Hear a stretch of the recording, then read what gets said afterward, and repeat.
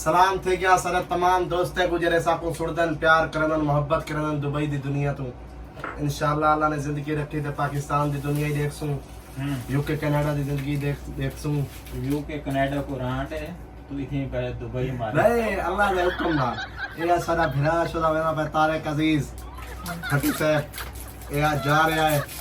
आज इसका बिस्तरा बोरा हमने बद्धा है, बद के इसको रवाना करता है।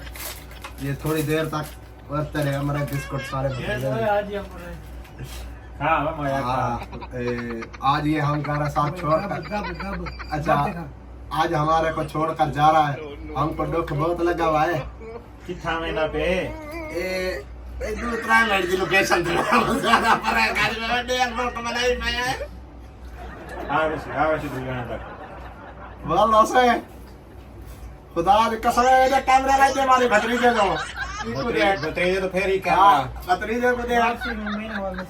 हाय हाय हाय पीछे भतीजा शुदा के सिंगार है सुक्का है ना तासो में सी रास्ता ही क्योंकि ट्रीट दी वाले वाके जदा छोड़ वैसा तेरी नगरी को ते को यार खबर ना होसी वाह वंज तेरे लैसा ऊ जाते जिता जुल्म जबर ना होसी ये मैं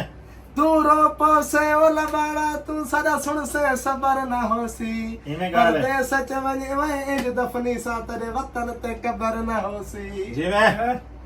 खैर हो भी खैर खर्चा आईपी वाले और हर गाल चेक ना रख ठंडी के लिए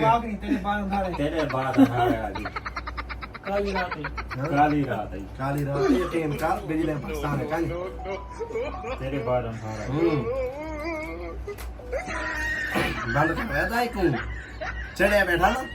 तेरा मैं घाट टाइम बीता कर दोस्त है भाई दोस्त आ जरा यार मैं इतना ते ढोल बजावाते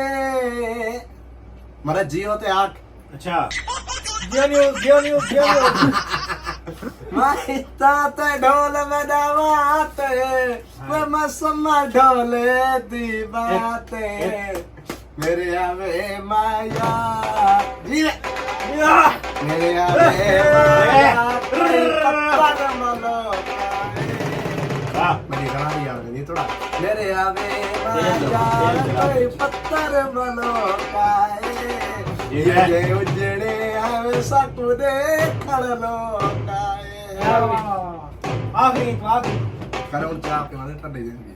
मारवाने टाइम काट दे तेरे बाद दुबई अच्छा को तेरे जिया गल नहीं लगना मैं आधा तू आखिरी है दोस्तों सारी गरी पतली मेहनत है थोड़ा जूम करें सारी गरी पतली मेहनत है इनको पसंद करो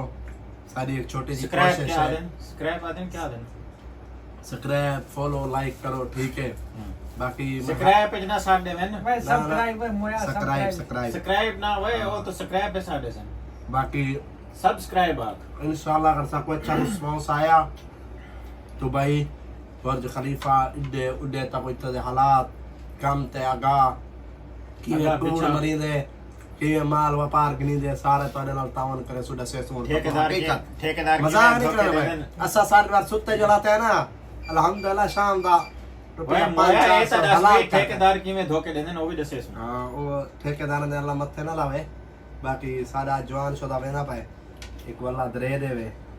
वाला एक एयरपोर्ट तो टाइम ना चाह ना है ए ना मैं मुंह पट के खड़ा रहे कमाई कैसे निकला आधे